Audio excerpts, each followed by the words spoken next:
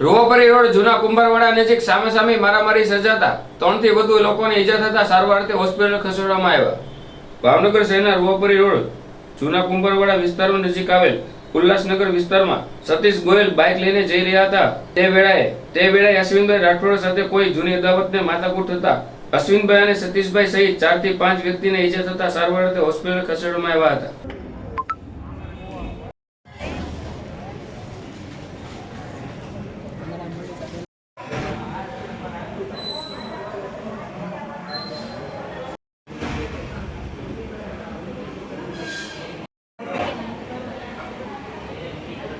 Case કરશો તમે મારે કરશો ધમકી દે પાછો ધમકી કેટલી મારે છે કેટલી ધમકી બધાને મારી કમરમાં બધે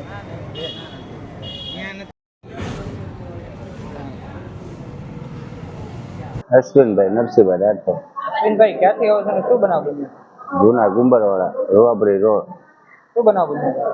ના એ લોકો એના ઘરે રોજ પીતા હોય દારૂ નકરા એના ઘરે નકરે બોબા લોકો કીધા મેં ગાણું ન બોલો તો એમ કરીને મને છે ને કે હું કરીને છે હું છે એમ તેમ બાજુ આવીને પછી મને છે ને દારૂ મારી દીધી માથામાં.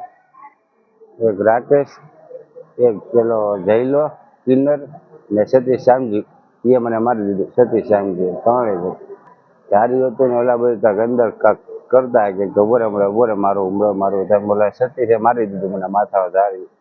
રાકેશ મહેશભાઈ જમોર અમે ઉલ્લાસે રહી છે. અમારા વારંવાર એ મારી જશે અશ્વિન કરીને છે વારંવાર અમારા ઘર ઉપર હુમલો કરે છે. અમને કોઈને રહેવા નથી દેવા એ લોકોને.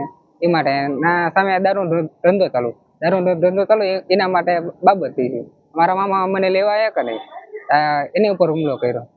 અમને 3 જણા ઈજા થઈ, મારા મમ્મીને ને મારા મામાને ને મને. સતીશ શામજીભાઈ ગોહેલ. સતીશભાઈ ક્યાંથી આવ્યો છે શું બનાવું? હું ફરામાં રહું છું. હું આ ઉલ્લાસ પાસે એને લેવા જતો હતો. એ કે મને લેવા આવ. એ કે મારે મઢુલી બાજુ આવવું છે તો હું લેવા જતો હતો અને આ સીધો આવીને છરીઓ ને ધોકા વડે મારવા માંડ્યો. મારી ગાડી તોડી નાખી, મારો મોબાઈલ લઈ ગયો. હજી ધમકી આપે છે કે મારવાનો છે, હજી બધાને મારવાના છે. એ કે કોણ ધમકી આપે છે? અશ્વિન કરીને છે, ત્યાં રહે છે. તમારે કઈ જૂની અદાવત હતી ભાઈ? નહીં, જૂની અદાવત નહોતી. કારણ શું તમને મારવાનું?